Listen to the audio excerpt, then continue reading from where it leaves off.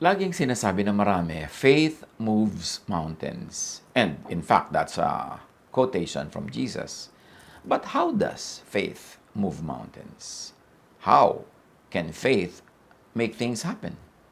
At yan ang ating pag-aaralan ngayon, how faith moves mountains. At mahalaga maintindihan natin yung spirituality also by triangulation, by looking at it from other angles. And this time, we're going to add the perspective of science, of physics, in understanding spirituality. Kasi ang Diyos ng spirituality ay Diyos din ng science. Diyos din siya ng physics. Diyos siya ng natural law. So, napakagandang magdagdag ng perspective at anggulo sa pagtingin sa mga usual religious subjects. At this time, we're going to look at faith and how faith makes things happen. Sa physics, sa science, mayroong mga sinasabi na particle physics o ang quantum physics na our consciousness or the act of observing can change reality. Ano yon? Kung yun ay nosebleed sa iba sa atin, ay huwag nyo nalang pansinin. Dahil may mapipick up din kayo sa ating pag-aaral ngayon na hindi scientific o hindi tukol sa physics. So, pag meron kayong hindi maintindihan o ayaw nyo intindihin, palampasin nyo na lang.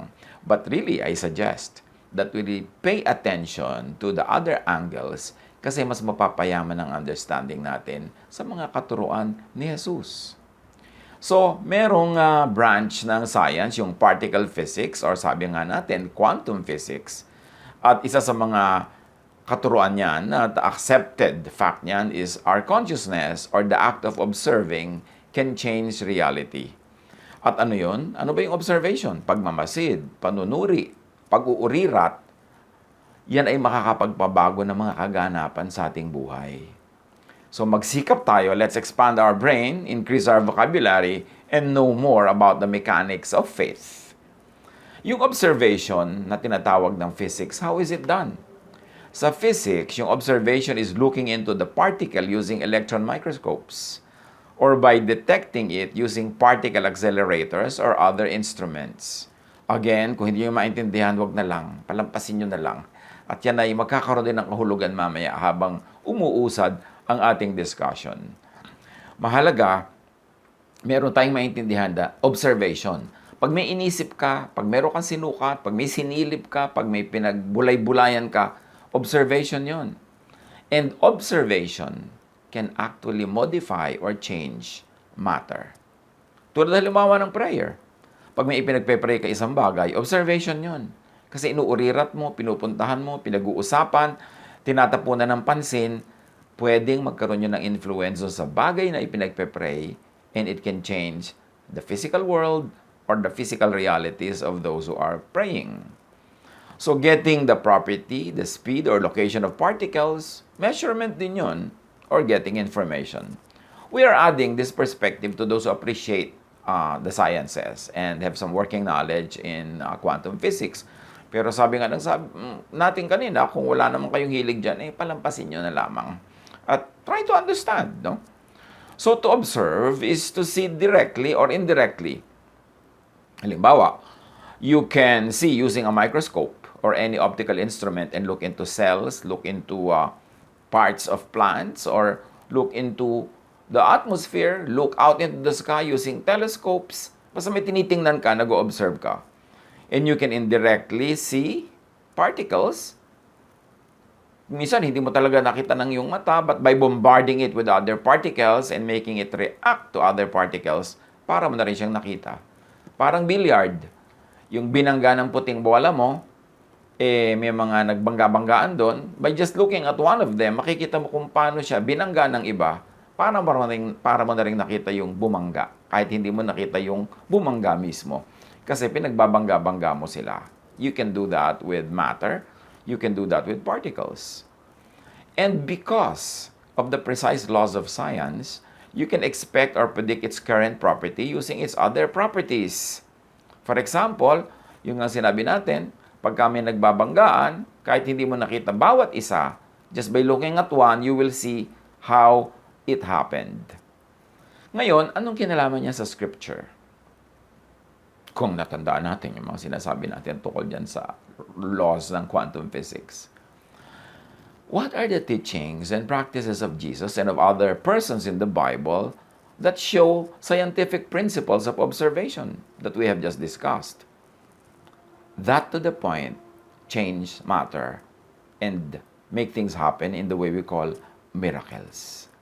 Ano ang mga ginawa at tinuro ni Jesus na pwede nating kakitaan ng mga principles na ito ng science? Well, Jesus leads people to observe, for one. Jesus leads people to be conscious of the matter or phenomenon. Halimbawa, illness. O bigyan natin ng pansin ang yung pagiging lumpo. Observation na yon. O tingnan natin kung gaano kakalabo ang mata. Observation na yon. So, ginagawa ni Jesus yon. Then, Jesus gets people to expect first. This is important. This is an important aspect of the Jesus miracles. He makes people expect results. Mark 9:23-25, if you can, Jesus said, everything is possible for one who believes. So by saying that, Jesus is making you expect something pag naniniwala ka. Kailangang maniwala ka, and then you expect a result. John 11:14, so then he told them plainly, Lazarus is dead, and for your sake I am glad I was not there, so that you may believe. But let us go to him. So yung kanyang mga kasama, binigyan na niya ng expectation na may mangyayari na himala tungkol sa kamatayan ni Lazarus. John 11:40, then Jesus said, did I not tell you that if you believe, you will see the glory of God? So laging in-emphasize ni Jesus, maniwala ka and then expect something to happen. You want to move mountains? You want to see mountains move? Ano ba sa buhay mo? What mountain do you want to move now? Anong gusto mong baguhin sa iyong situation? Ano ang lagi mong pinagdarasal? Pag-aralan ang mga himala ni Jesus. You want to move mountains? And to see your mountains move? Believe. Then, expect. Meron kasi nagsasabi, we believe, pero hindi naman nag-expect. Dasal lang ng dasal, pero hindi pa rin naman naniniwala sa ipinagdarasal nila. Walang mangyayari pag ganun. You have to believe and expect. Ngayon yung mga ibang tao sa Bible, anong mga naging himala, pagbabago ng matter, ng paligid, through observation. Sa Acts 3:4-7, si Peter merong ganyang ginawa. Merong humihingi sa kanya ng limos, papasok siya sa templo. Peter looked straight at him, as did John. Then Peter said, look at us. So the man gave them his attention, expecting to get something from them. O formula yan ng miracle. Pinataas ni Peter ang expectation. Sabi niya, look at us, believe in us. And then the man gave them his undivided attention, expecting to get something. Then Peter said, yang inaasam mo, hindi yan na ibibigay ko sa iyo. Silver and gold, I do not have. But what I do have, I give you. In the name of Jesus Christ of Nazareth, walk. Taking him by the right hand, he helped him up, and instantly the man's feet and ankles became strong. So una, naniwala yung tao na ito kila Pedro, tapos nag-expect siya, at pagkatapos nag-cooperate siya. Nung siya ay pinapatayo, tumayo naman siya, hindi siya kumontra, at gumaling. But remember, yung paggaling came later. Naniwala muna siya, nag-cooperate muna siya, iniabot din niya ang kanyang kamay, at nag-akma din siyang tatayo, tapos dun pa lang siya gumaling. Hindi siya gumaling muna bago niya gawin yung lahat ng yon. Naniwala muna siya, nag-expect, and he acted according to that faith and expectation. So you want to move mountains? You want to see your mountains move? Believe, expect, and go with the flow. Do not resist. Huwag kang kokontra. Kasi kailangan merong unity in spirit. As we have said, faith moves mountains. At sabi ni Jesus sa Matthew 17:20, doon sa mga nagtatanong, ba't hindi po namin magawa ang gusto namin gawin? Walang himala na lumalabas. Sumagot siya, dahil sa maliit ang inyong pananampalataya. Tandaan ninyo, kung kayo ay may pananampalataya sa Diyos na sinlaki ng buto ng mustasa, ang liit nun, buto ng mustasa, parang ulo lang ng aspile. Maaari ninyong sabihin sa bundok na ito, lumipat ka ron, at ito'y lilipat nga. Tunay na walang bagay na hindi ninyo magagawa. So either si Jesus ay nambobola, nagsisinungaling, o nagsasabi ng totoo. And of course, we like to believe na nagsasabi siya ng totoo, hindi siya nambobola o nagsisinungaling. Talagang walang imposible sa naniniwala. So pag kung imposible, ibig sabihin, hindi ka lang kasi naniniwala, hindi ka nag-expect. Hindi ka nag-o-observe enough and you don't believe enough in your observation that you are not able to change matter. That you are not able to change your environment. You are not able to make things happen according to how you want them to happen in your life. Faith, which is really thought, which is actual to the observation in physics, faith, thought, observation affects and changes the form, the composition, and location of matter. In other words, in simple terms, spirit over matter. Faith over phenomenon na napagagalaw ng pananalig ang created things, ang matter, ang physical world. Nakakalakad ka sa tubig, nakakalutang ka sa hangin, nakakapagparami ka ng pagkain, nakakapagpatigil ka ng bagyo. Because faith, thought, observation affects matter. At yan ay paulit-ulit na nangyari sa ministry ni Jesus. Faith even multiplies matter, just like Jesus feeds the 5,000 plus people in Matthew 14:18 to 21. Faith changes matter, like Jesus turns water into wine, John 2:7 to 10. May isa pang prinsipyo ang quantum physics. Ito ay yung quantum mechanics, that the existence of a wave or a particle depends on your point of view. Nothing is certain, nothing is absolute, there are infinite possibilities. Yung kinreate ng Diyos na mundo, nilagyan niya ng tao na kinreate niya in His own image at binigyan niya ng mandate to manage creation. And what we have forgotten to appreciate, if ever people really knew how to appreciate it, was that we were created in God's image. We were given the power and the priorities of God. Maybe fraction, pero meron. So that when we believe, we can actually ride on the power of God to reorganize, to reset, to recreate creation. Walang certain, walang cast in stone, walang immovable. Everything is possible to those who believe. At yan ang sinasabi ng quantum mechanics. The observer's intention, and in our case, maybe faith or prayer, freezes something into a particle or wave into something definite. In other words, yung creation natin parang lumulutang-lutang na hangin, gumagalaw-galaw na alon, sasayaw-sayaw na tubig. Pwede siyang mag-take ng any shape, any form, pero pag nag-observe ka na, and in our case, pinag-pray mo na, pumasok ka na sa kanyang mundo, tiningnan mo na siya, pinag-usapan mo siya, nanalangin ka, inutusan mo siya in the name of the Lord, yung wave na yon, pwede mo nang gawing ice cube. Yung hangin, pwede mo nang gawin siyang liquid o pwede mo gawing solid. Pagka nag-intervene ka through observation and in spiritual terms, through prayer and through faith, yung lulutang-lutang dyan na any possibilities available, ginagawa mo siyang definite. Kini-create, nire-recreate mo siya. Importanteng maintindihan natin yan.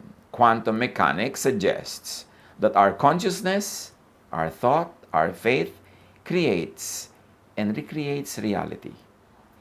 Sa maraming mga Hollywood movies, theme nila ito.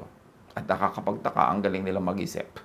Yung iniisip nila kung paano wawakasan yung kwento nila, tapos mag-a-agree sila na gano'n ang iisipin nila, at nagagawa nila yon. Nabe-bend nila ang kanilang environment through thought. Now, faith heals. Take note that faith of the sick person can heal the same person. Sa mga nangyari kay Jesus, Matthew 9:22, lumingon si Jesus at pagkakita sa kanya'y sinabi, "Anak, lakasan mo ang iyong loob. Pinagaling ka ng iyong pananampalataya." Past tense ha, pinagaling na, tapos na. Nangyari na muna sa spiritual world yung pagpapagaling, pero hindi pa nangyayari sa physical world. Noon day gumaling ang babae. Sumunod na mangyari sa material world. Ito yung babaeng dinudugo. Sabi ni Jesus, lakasan mo ang iyong loob, pinagaling ka na ng iyong pananampalataya. Bakit hindi ko pa po nakikita? Sabi ganun. Ngayon, gumaling ka na. Nauna na yan sa spiritual world. Bakit? Naniwala ka eh. Sabi mo, mahawakan ko lang yung dulo ng damit niya, gagaling ako. Tapos nag-cooperate ka, hinawakan mo nga, nag-intervene ka, nag-observe ka. In-observe mo yung bleeding. With faith, with expectation, napatigil mo siya. At dahil nananalig ka, creation, heaven, God honored it, and what you wanted happened. At malinaw kay Jesus, hindi ako nagpagaling sa iyo. Ikaw, ang iyong pananampalataya, ang may kagagawan niyan. Mark 10:52, sinabi ni Jesus, makakaalis ka na. Magaling ka na dahil sa iyong pananampalataya. Noon din nakakita siyang muli at sumunod kay Jesus. Again, nauna ang declaration ni Jesus, makakaalis ka na, magaling ka na. Dun pa lang nakakita. Matapos na, sabihin ni Jesus na tapos na ito. Tapos na sa spiritual world. Tapos na sa unseen world. And then, nagmanifest sa physical world. At ang ginawa niya, sumunod siya kay Jesus. Sa medical science, meron silang sinasabi na placebo effect. A placebo is anything that seems to be a real medical treatment, but physically isn't. Marami ng ganyang ginawa sa mga ospital, sa mga experiments, sa controlled environments. 2 sets of patients, yung isa papainumin nila ng kung ano lang, hindi naman tunay na gamot, pero sasabihin nila, ito ang gamot sa inyong sakit. At yung isa naman, papainumin nila na hindi naman nila sinasabing gamot yon. So yung mga pinainom ng sinabing gamot ito at pinaniwalaan nilang gamot yon, naggalingan o nakatanggap sila ng mga improvements sa kanilang kalagayan, yung mga complaints nila nawala, kahit yung ininom nila, hindi totoong gamot. Kasi naniwala silang gamot yon. The placebo effect is not yet fully understood by science. Why it happens, but it is definitely true and proven and accepted. It is an effect due to the patient's belief in the treatment. At may mga experiments pa sila. Yung may mga pasyente, group A, may nagpe-pray para sa kanila, hindi nila yun alam. At may group B na mga pasyente, wala nagpe-pray para sa kanila. Yung group A, mas nagre-respond sa medication, mas mabilis naggalingan, at mas nag-i-improve ang situation. Meron talagang power ang prayer. Because prayer is observation. Prayer is intervention with the material world through a spiritual method and a spiritual way. At proven yan that yes, inquiry, prayer, watching what happens in the material world through observation can change it. So yung placebo effect na yan only means faith at work. So may relationship ang mind and body. Placebo effect is due to a person's belief and expectations. Kaya may mga tao na pupunta pa lang sa doktor, nasa daan pa lang, gumagaling na. Meron naman, kahit anong gawin ng doktor, hindi siya gumagaling, hindi siya tinatablan, kasi hindi siya naniniwala sa doktor. Sasabihin niya, ay, ayokong paggamot dyan, kamukha ni kamatayan.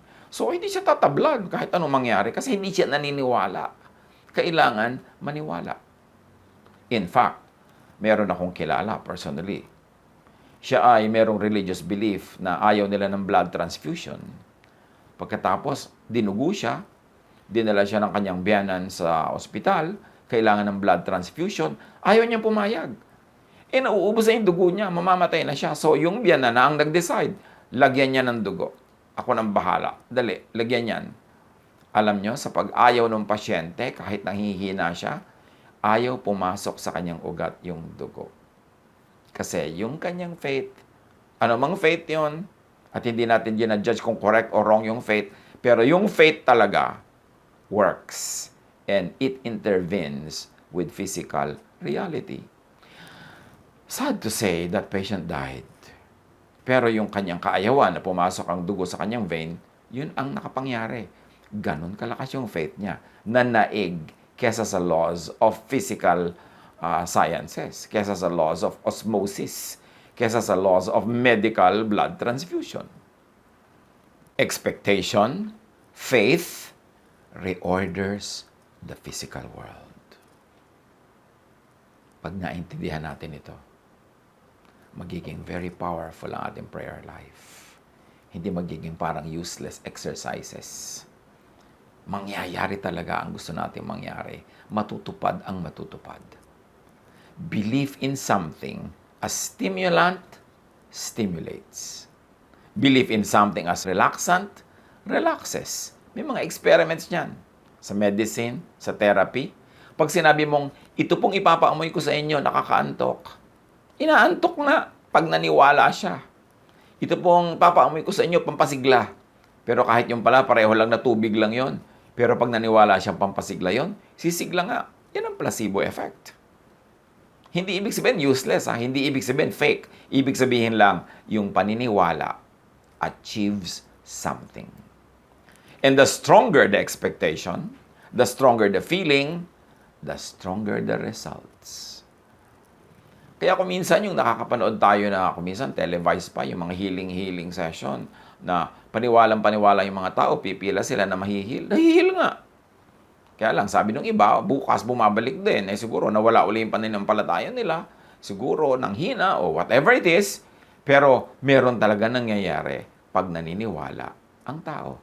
Faith heals. And note that faith of the sick person heals. But also the sick person's father or mother or master or keeper can intervene. The faith of other interested persons can also intervene. In other words, this is the intercession of a stakeholder. Na ang nag-observe, hindi yung pasyente, kundi somebody na merong kinalaman sa pasyente. In quantum physics, there is a law called entanglement. Ibig sabihin, this is a property of quantum physics where and by which a particle or anything is affected by affecting just its pair. Pagka mayroong dalawang particles na closely associated, matagal na nagkasama, nag-ikutan, nagkiskisan, marami silang mga pinagsamahan na particles, minsan nagiging silang pair. And they are already pair forever. Kahit magkalayo pa uli sila, napunta yung isa sa kabilang mundo at yung isa nandito sa kabilang dulo, what happens to one also affects the other.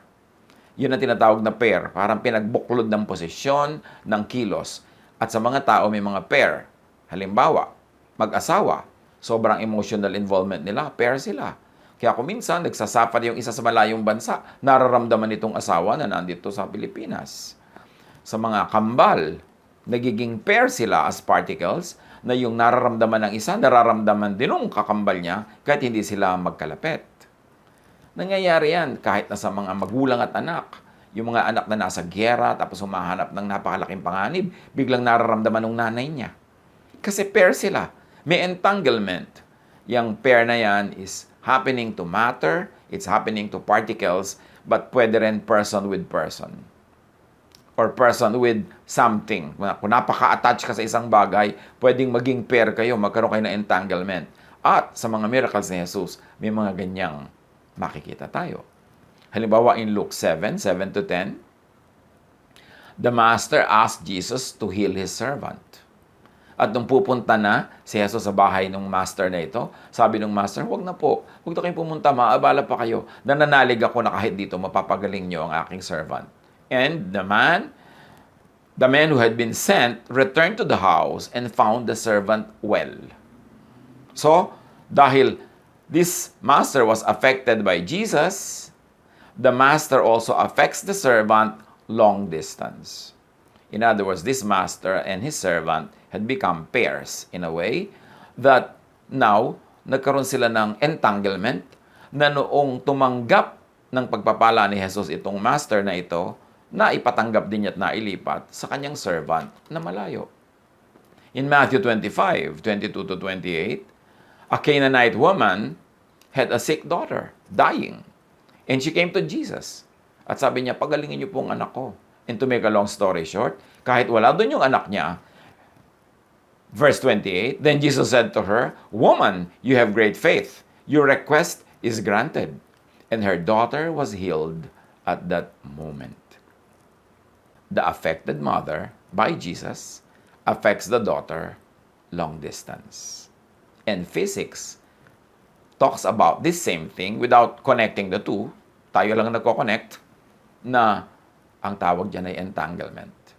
So may entanglement. Pwede ka mag-intercede for somebody you love. Pwede mo siyang ilapit sa Diyos. Pwede mo siya ipag-pray. Kasi pag binless ng Diyos yung prayer mo, maililipat mo yung blessing na yon, whether you know how or you don't know how, doon sa ka-pair mo, doon sa ka-entangle mo, doon sa merong kayong commonality at kayo'y merong pagkakaisa at kayo ay sangkot sa isa't isa. Faith changes the spiritual and material world.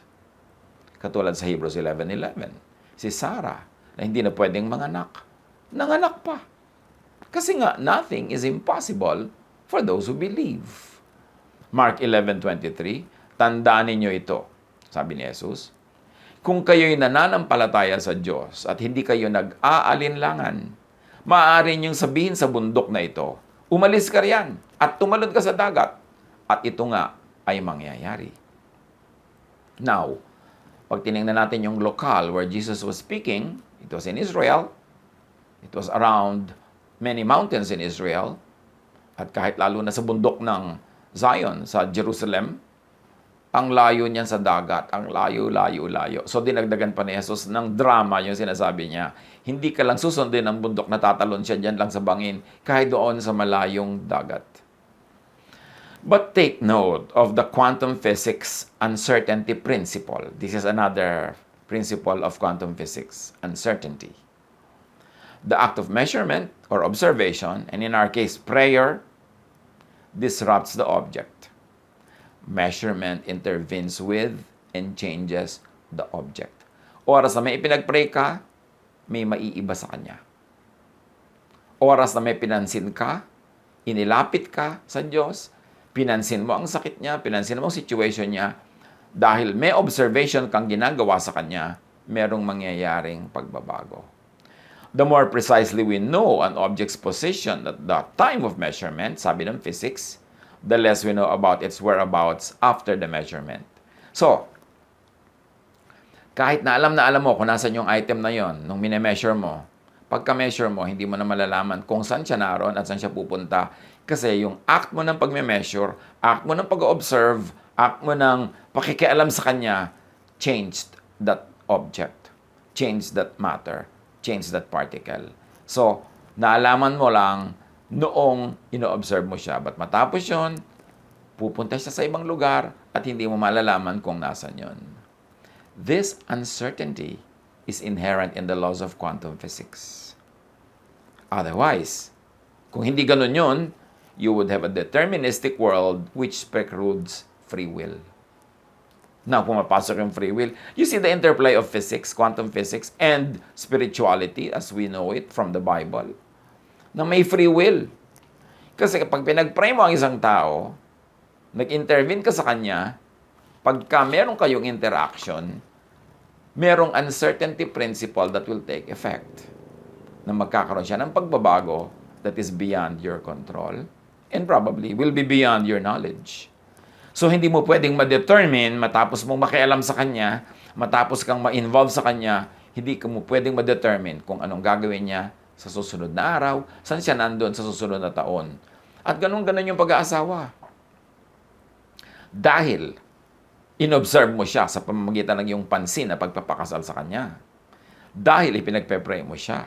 Dahil sumasangkot ka sa kanya, merong nababago sa kanya that is beyond your control. So, hindi mo talaga siya makokontrol. So, yung pag-aasawa na yan, yung pagkakaroon ng anak, ganyan din. Yung gusto mo siya makontrol, gusto mong alam mo at ikaw ang nagde-determine kung saan siya pupunta, hindi yun pwede mangyari. Kaya alam natin na merong free will. The law of physics, the law of uncertainty principle in physics tells us, and it agrees with, the theological teaching of free will.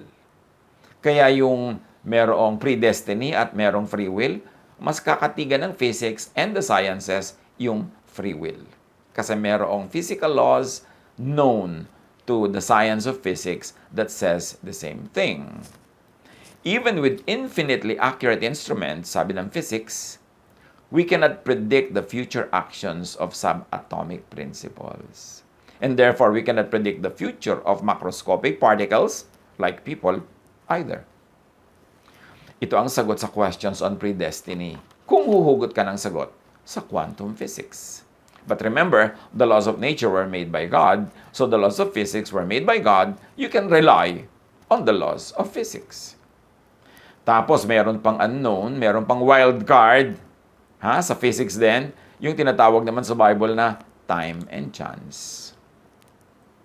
Dahil hindi mo alam, hindi mo pwedeng kontrolin ang pupuntahan ng lahat ng matter, lalo't nakialam ka na sa kanya, nag-observe ka na, merong chances, may possibilities na may mangyaring wala sa expectation mo. At sabi sa Ecclesiastes 9:11, ito pa ang isang bagay na napansin ko sa mundong ito. Ang mabilis ay di siyang laging nananalo sa takbuhan, ni ang malakas ay laging nagwawagi sa digmaan. Ang matatalino ay di laging nakakasumpong ng kanyang mga kailangan, at di lahat ng marunong ay yumayaman. Napapansin ko rin na di lahat ng may kakayahan ay nagtatagumpay. Lahat ay dinaratnan ng malas.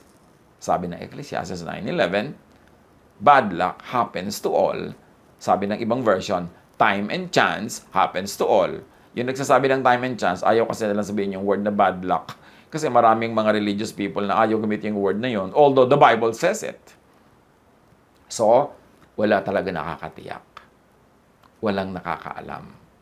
Sasabihin ng iba, nung pinakasalan ko po siya, ganitong ugali niya, ba't kaya na iba? Kasi nga meron namang mga basic laws ang quantum physics na pwedeng mangyari sa ating buhay. May mga pagbabago tulad ng uncertainty principle. It cannot be within your control. So count on the occasional occurrence of bad luck, as we have mentioned above. But generally, believe in the usually fixed laws of nature and science. Part din ito ng law. Konti lang yung bad luck, konti lang yung hindi mo naintindihan ba't nangyari, pero merong ganung possibility. Mag-iwan lang tayo ng space sa buhay natin for such things. At kung uulitin natin yung sabi ni Jesus, nothing is impossible for those who believe. Kung meron kang dapat i-develop, belief, faith. More than scholarship, more than understanding biblical languages, more than understanding the background of the verses, more than the science of hermeneutics, more than all of these scholarships, ang dapat ine-develop talaga ng anak ng Diyos is belief. Mark 11:24, kaya sinasabi ko sa inyo, ano man ang hingin ninyo sa inyong panalangin, maniwala kayong natanggap na ninyo ito, past tense natanggap na, at matatanggap nga ninyo yon future. This is a very important revelation. Na pag naniwala ka, paniwalaan mong natanggap mo na. Pag may pinag-pray ka, pinag-pray mo dapat na natanggap mo na. So dapat nagpapasalamat ka na lang hindi ka na humihingi. Di ba? Sabi nga sa Bible, sabi ni Jesus. Huwag kang hingi ng hingi. Your Father knows what you need before you ask Him. Hindi mo kailangan mag-shopping list, maglista ng mga hinihingi. Alam na yun ng Diyos. Why inform God about what you need and what you want? Pero sa prayer mo, dapat ang nangyayari is, naniniwala ka na natanggap mo na yung pinagpe-pray mo. At pag naniwala ka na, matatanggap mo na yon. Pero ang nauuna, naniniwala kang natanggap. Paano naniniwalang natanggap ang pinag-pray? Halimbawa, nagpe-pray ka na magkaroon ka ng pera. Paano ka maniniwalang natanggap mo na? Di kahit hindi pa dumadating yung pera na yon, generous ka na sa iba. Mapagbigay ka na sa iba. Hindi ka na nagwo-worry about your next expenses kasi pinaniwalaan mo nang tinanggap mo na. At pag napaniwalaan mo na yon, dun pa lang darating yung tunay na pera sa buhay mo. Pero pag hindi ka muna naunang naniwala at hindi ka nag-behave as if naniniwala ka nga at hindi ka kumilos bilang isang naniniwala, hindi ka darating sa point na darating yung hinihingi mo. Halimbawa, yung babaeng widow na pinuntahan ng prophet, walang pagkain, merong taggutom, ang natira na lang sa kanya, konting langis, konting harina. Sabi ng prophet, unahin mo ako, pakanin mo ako, At hindi ka mauubusan yung harina mo. Alam niyo kung ba't hindi naubusan yung babae? Kasi naniwala siya sa prophet. At paano natin nalamang naniwala siya? Yung huli niyang harina, yung huli niyang langis, niluto niya, ginawa niyang tinapay at ibinigay sa prophet. Yun ang naniniwala. Pero yung nagsasabing, ay, paano yan? Mauubusan kami. At sa lagay, bibigay ko sa kanya, dinawalan na kami. Wag na. Amin na lang to ng anak ko. Tapos sinolo nila. Bukas, wala na. Namatay na sila sa gutom. Kasi hindi talaga sila naniwala. Okay, naniniwala kang pagagaling ka ng Diyos? Nasaan ang kilos mo na pinagaling ka na? Nasaan yung kilos mo na ibinigay na sa yung kailangan mo? Ipinagpe-pray mo sa Diyos na magkaroon ka ng asawa? Nasaan yung kilos mo na binigyan ka na? Inireserba mo na ba ang sarili mo? O ipinamimigay mo kahit kaninong unang dumaan? Yung kilos mo dapat, yung ginagawa mo sa buhay, is already an expression sa paniniwala mong natanggap mo na nga. So, ipinagpe-pray mo na magkakaroon ka ng trabaho. Anong kilos mo na may trabaho ka na nga ibinigay sa iyo ang Diyos? Nagpe-prepare ka na? Nagpe-prepare ka ng pumasok? Naghahanda ka na sa mga skills mo? Hinahanda mo na yung mga kailangan mo para sa trabaho na yon? Pag ginawa mo na yon at naniniwala ka na ngang tinanggap mo na, dun pa lang darating. Kaya maraming prayer, sayang. Kasi hindi ka naman naniniwala na yung pinag-pray mo, ibibigay. Gusto mo, ibigay muna bago ka maniwala. Gusto mo, dumating muna yung sagot bago ka talaga maniwala. Hindi mangyayari yon. Dahil sabi ni Jesus, maniwala kayong natanggap na ninyo, past tense, at matatanggap nga ninyo yon, future tense. Mark 9:23, may nagsabi kasi kay Jesus, kung may magagawa po kayo, gawin niyo naman para sa amin. Kung may magagawa ako, tanong ni Jesus, mangyayari ang lahat sa sino mang may pananampalataya. Parang sinasabi ni Jesus, hindi ako, kundi ikaw at ang faith mo ang gagawa niyan. Matthew 21:22, anumang hingin ninyo sa panalangin ay tatanggapin ninyo kung naniniwala kayo. Lagi ang tanong ng mga tao, how to pray? May mga seminar pa, how to pray? Meron pa mga training, mga manual, how to pray. Hindi methods ang how to pray. Isa lang yun. How to pray? Believe. And the training that you really want and need is not on method. It is on belief. Huwag kang mag-train ng how to pray, how to project your voice, how to do this, how to do that, anong gagawing language, anong posture. No. Trainin mo ang espiritu mong manalig. Kasi pag nananalig ka, hindi mo na kailangang mag-pray with words. Kasi yung tunay na prayer, hindi with words, with imagination, with feeling. Nagpe-pray ka na pagagalingin ka, ang umaandar na sa iyong utak, ang nai-imagine mo na at nararamdaman mo na talaga is galing ka na. Dahil naniwala kang tinanggap mo na. At pag nakarating ka sa ganong stage ng paniniwala, na tinanggap mo nga ang hinihiling mo, dun mo pa lang talaga matatanggap. Faith muna, belief muna, angkinin mo na muna, believe that you have received it, and then after believing that and living your belief, living it out, then you will receive it. Nothing is impossible for those who think and believe, for those who are conscious, and if we're going to use the terms of quantum physics, nothing is impossible for those who observe, those who pray, those who believe. Training should not be on method of prayer, but on observing, on pakikisangkot sa particle, sa bagay, sa idea, sa phenomenon na ipinagpe-pray. Is prayer an act of observing? An academic question.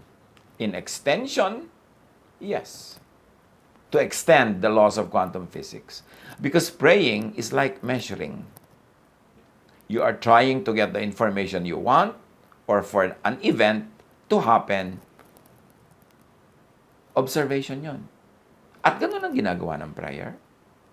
Praying is like predicting or expecting an outcome. Ganun talaga yon. Kaya sabi, di ba, ipagpasalamat mo na natanggap mo na. Kasi ang prayer, hindi lang umaasa. No! Naniniwala kang tinanggap mo na. You are predicting and expecting an outcome. And in physics, observing ang tawag doon. In religion, prophesying ang tawag doon, which is believing and claiming. Kaya yung mga naniniwala sa prophecy, they live according to what the prophecy says.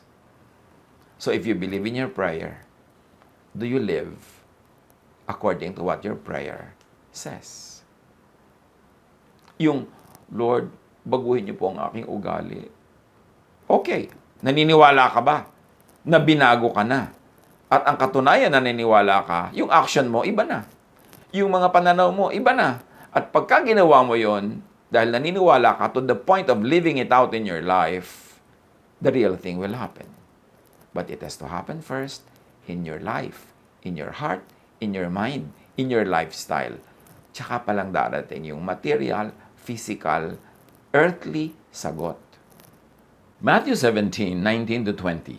Pagkatapos nang sila-sila na lamang, lumapit ang mga alagad at tinanong si Jesus, bakit hindi po namin mapalayas ang demonyo? Sumagot siya, dahil sa maliit ang inyong pananampalataya. Tandaan ninyo, kung kayo'y may pananampalataya sa Diyos na sinlaki ng buto ng mustasa, maaari niyong sabihin sa bundok na ito, lumipat ka ron, at ito'y lilipat nga. Tunay na walang bagay na hindi ninyo magagawa. At hindi lang yung fig tree, ang pinapalalipat, pati yung bundok. Pwede daw mangyari yon because this is about the fig tree incident. Ngayon sa physics, sa quantum physics, may isa pang principle called quantum tunneling. Ano yon? A phenomenon when a particle is able to penetrate a barrier that it should not be able to go through. May ganong phenomenon ng quantum physics. Yung particle na hindi niya kayang sumuot sa isang lugar, halimbawa, bola, hindi niya kayang sumuot sa pader, pwedeng mangyari. Yun ang sinasabi ng quantum tunneling. Sometimes, an electron will tunnel to a location where, according to classical physics, it could never appear. Nangyayari yan sa tunay na buhay na may mga electrons na bakit nakasuot, nakalampas sa ganito mga barrier, samantalang kung papakinggan mo lang ang classical physical laws, hindi yun pwede mangyari. Pero nangyayari as understood from the lenses of quantum physics. It is like bombarding a wall with a tennis ball. In classical physics, the balls will never be able to get through. Unless, of course, you throw the ball with enough force to break the wall. But in quantum physics, everything is a wave of possibilities. Remember, pinag-aralan na natin na sa quantum physics, walang permanent, lahat in continuous creation and recreation. At by intervention, by observation, pwede mong baguhin yung nag-i-exist na mga bagay-bagay dyan. So yung particles, like the ball, will have a possibility of appearing on the other side of the wall if you give them enough chances. That is what quantum physics says. It's like throwing the tennis ball to the wall many, many, many times. Then one of those times lulusot siya. On one chance of possibility, it will go through the wall. Ang tawag doon, spiritual tunneling. Ngayon, anong tawag dyan sa spiritual terms? Pray without ceasing. Na kahit yung parang imposibleng mangyari. Yun ang sinasabi halimbawa ng laws. Sa quantum tunneling, pag hindi mo tinigilan ng kagagawa ka uulit, one chance magkakaroon yan, lulusot. So pag pinaandar natin yung laws of tunneling, ginawa nating spiritual tunneling, sabi sa Ephesians 6:18, pray in the Spirit on all occasions with all kinds of prayers and requests. Manalangin kayo sa lahat ng pagkakataon, humiling at sumamo sa patnubay ng Espiritu. And 1 Thessalonians 5:17, pray continually. Pray without ceasing. Palagi kayong manalangin. Sa kauulit nyo, kapapanalangin nyo, kahit yung imposible will have one chance that it could happen and it can happen. James 5:16-18. Malaki ang nagagawa ng panalangin ng taong matuwid. Si Elias ay isang tao na tulad din natin. Nang mataimtim siyang nanalangin na huwag umulan, hindi nga umulan sa loob ng 3 taon at 6 na buwan. At nang siya'y manalangin para umulan, bumagsak nga ang ulan at namunga ang mga halaman. Quantum tunneling. Yung ipinagpe-pray mo, huwag mong pagsawa ang ipag-pray. Kasi hindi mo alam na biglang magkaroon ka ng chance, makalusot yung isang prayer mo through the wall na tinatawag ng quantum physics na quantum channeling. Na tinatawag lang natin na fervent prayer, persistent prayer, yung hindi maawat na faith. Because faith can move mountains and faith can make tennis balls pass through concrete walls. But pray from and out of faith. Pray expectantly. Pray in spirit. Hindi kailangang words. And pray not just with affected, empty words. Kaya sa prayer, ang turo ni Jesus, Matthew 6:5-8, kapag nananalangin kayo, huwag kayong tumulad sa mga mapagkunwari. Mahilig silang manalangin, nakatayo sa mga sinagoga at sa mga kanto upang makita ng mga tao. Bakit ganito ang turo ni Jesus na huwag ganito ang prayer? Kasi mahirap mag-focus. Mahirap manalig, mahirap maniwala, mahirap mag-expect, at mahirap mag-tunneling kung meron kang audience na iniintindi, kung tinitingnan mo pa yung volume ng boses mo sa panalangin, anong vocabulary mo, anong words ang gagamitin mo, paano mo sasabihin ng maganda para ma-impress sa mga tao o para maintindihan nila paano ka magfo-focus sa faith mo. Paano na yung quantum tunneling mo. At sabi ni Jesus, tandaan ninyo, yung mga ganyan mag-pray, tinanggap na nila ang kanilang gantimpala. Ngunit kapag mananalangin ka, aking mananampalataya, aking anak, pumasok ka sa iyong silid at isara mo ang pinto. Saka ka manalangin sa iyong ama na hindi mo nakikita. Kasi kahit hindi mo nakikita yung ama mo, mas mabuti nga kasi yung imagination mo will be limitless. Then, malalampasan niya ang mga physical laws. At pag walang tao, wala kang i-impressen. Wala kang performance. Makaka-focus ka on believing, makaka-focus ka on imagining, makaka-focus ka on feeling as if you're already receiving the answer. Kasi sa prayer, for it to work, dapat mag-agree ang iyong heart and mind. Mag-agree ang iyong thought and feeling. So, hindi pwedeng iniisip lang ng mind mo yung prayer, tapos hindi mo naman na-feel. Hati ka nun at ayaw ng Diyos sa hati. Kailangan buo. Buo ang loob, buo ang pagkatao, buo ang prayer.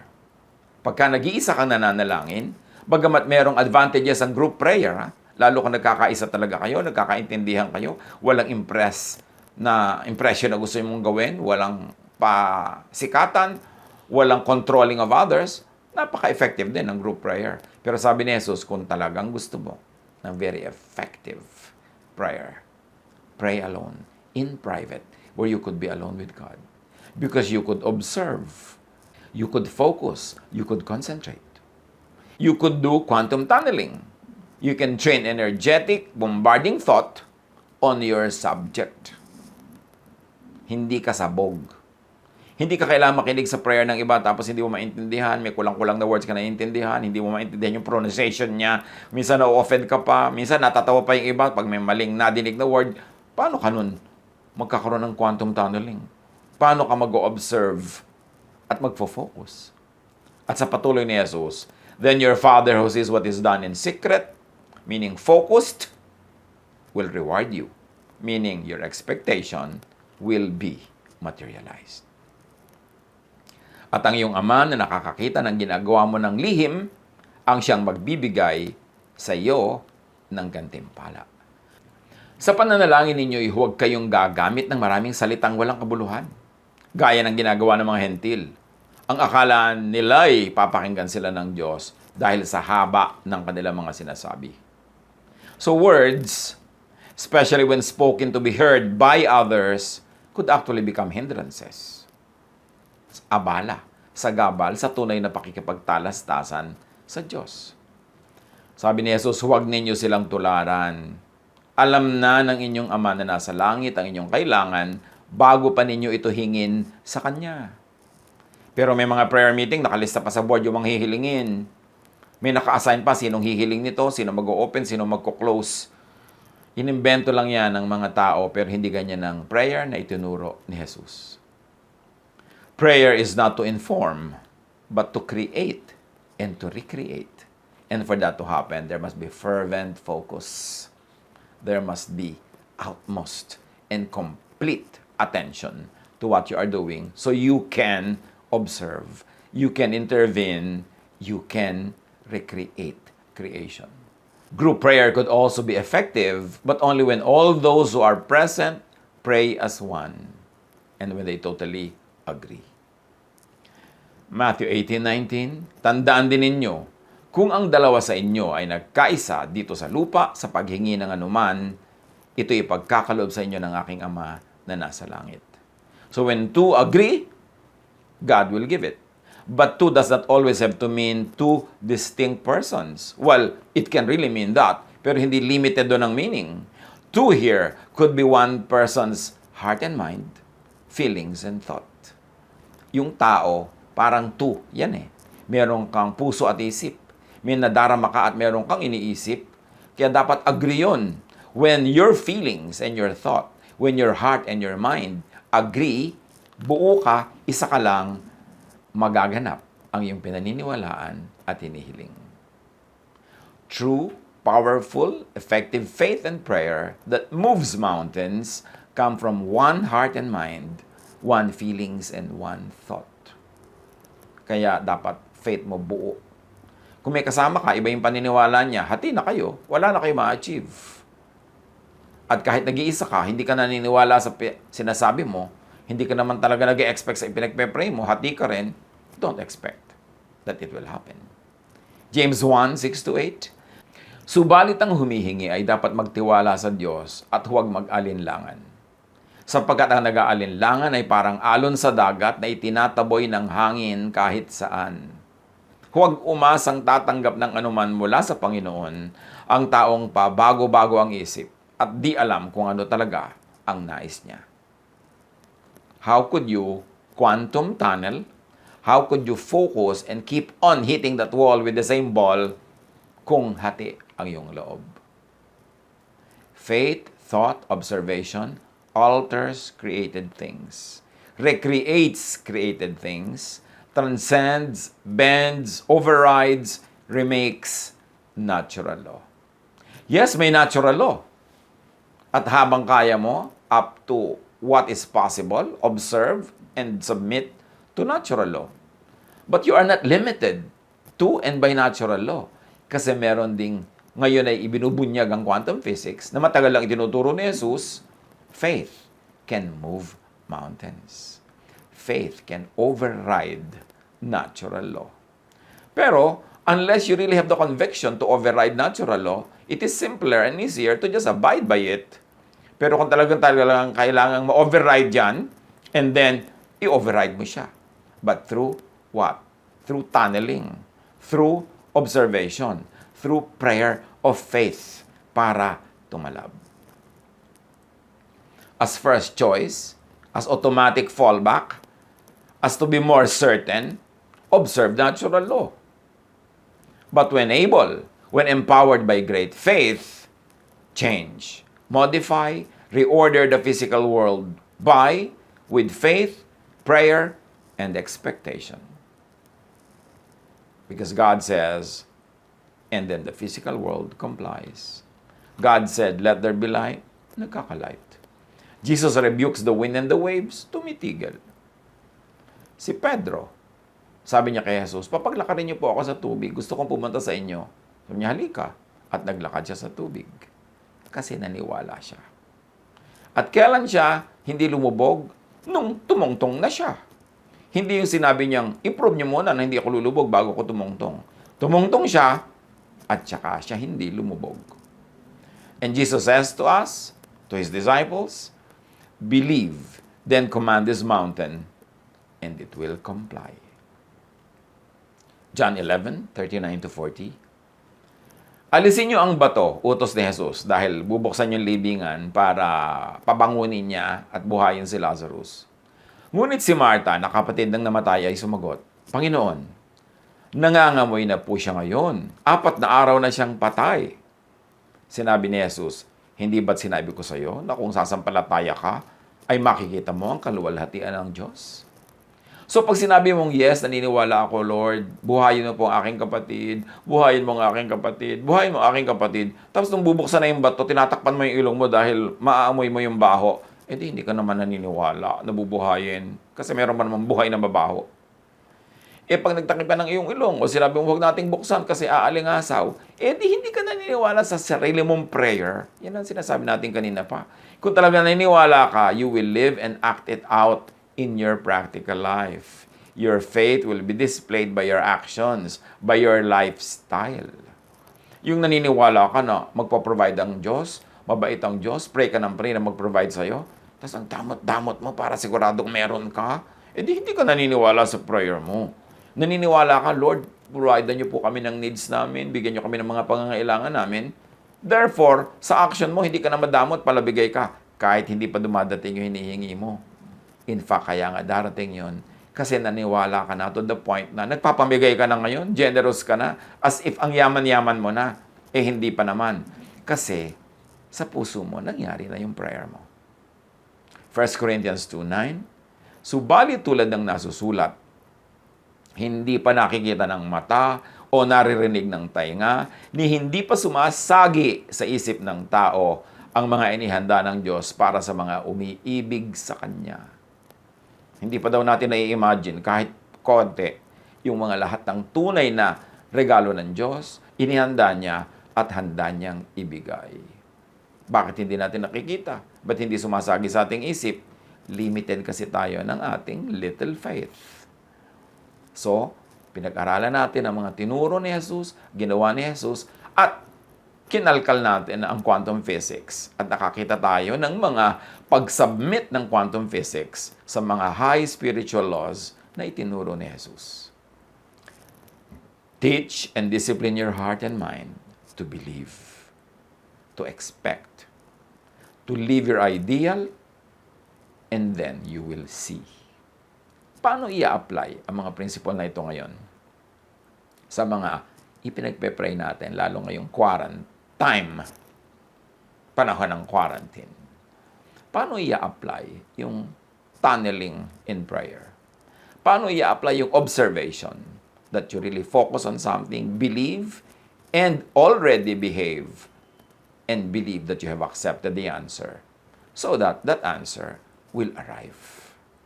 Pagbulay-bulayan, pag-isip-isipan. At huwag ire-refuse na mag-aral ng Biblia na gumagamit din ng lente ng mga ibang sciences, ibang branches of knowledge. Because the earth is the Lord's and everything in it.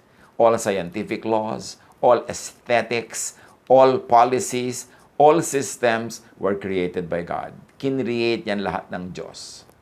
Pero tayong mga tao na nilikha niya sa kanyang wangis, binigyan niya ng kanyang espiritu, meron tayong spirit and power to recreate creation. That happens when we believe, when we pray, and we believe that we have accepted it, we can change the material world. God bless us all.